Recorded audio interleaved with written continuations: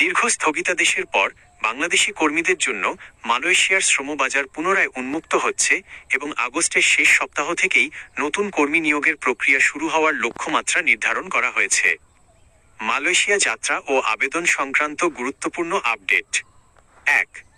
সরকারি অগ্রাধিকার ও মাধ্যম BOESL নিয়োগ প্রক্রিয়ায় স্বচ্ছতা বজায় রাখতে এবং অভিবাসন ব্যয় কমাতে প্রথম ধাপে রাষ্ট্রীয় প্রতিষ্ঠান BOESL BOESL Bangladesh overseas employment and services limited কে অগ্রাধিকার দিয়ে কর্মী পাঠানো হবে। পরবর্তীতে বাংলাদেশ থেকে পাঠানো তালিকা থেকে বাছাইকৃত বৈধ রিক্রুটিং এজেন্সির মাধ্যমে বাকি কর্মী পাঠানো হবে। ২. যেসব খাতে কর্মী নেওয়া হবে: কনস্ট্রাকশন, নির্মাণ খাত, ম্যানুফ্যাকচারিং ও প্ল্যান্টেশন, কৃষি, জেনারেল লেবার ও মেশন, সার্ভিস, হোটেল ও অন্যান্য খাত। ৩. আবেদনের নিয়ম ও প্রয়োজনীয় যোগ্যতা। আবেদন পোর্টাল: BOESL-এর নির্ধারিত অনলাইন পোর্টালের মাধ্যমে আবেদন করতে হবে।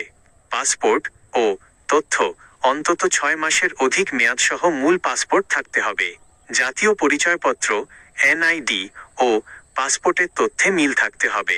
মেডিকেল ফিটনেস: সরকার অনুমোদিত মেডিকেল সেন্টার ও ফর্মেমা FOMEMA পরীক্ষার মাধ্যমে শারীরিক ও সংক্রামক ব্যাধিমুক্ত হওয়ার সনদ থাকতে হবে। জরুরি সতর্কতা: দালাল ও সিন্ডিকেট থেকে দূরে থাকুন। কোনো অবৈধ মধ্যস্বত্বভোগী বা দালালের কাছে অগ্রিম টাকা লেনদেন করবেন না। তথ্য যাচাই: জনশক্তি কর্মসংস্থান ও প্রশিক্ষণ ব্যুরো BMET এবং BOESL BOESL এর অফিসিয়াল ওয়েবসাইট। বিজ্ঞপ্তি ছাড়া অন্য কোনো অননুমোদিত উৎসের মুখরোচক পোস্ট দেখে বিভ্রান্ত হবেন না।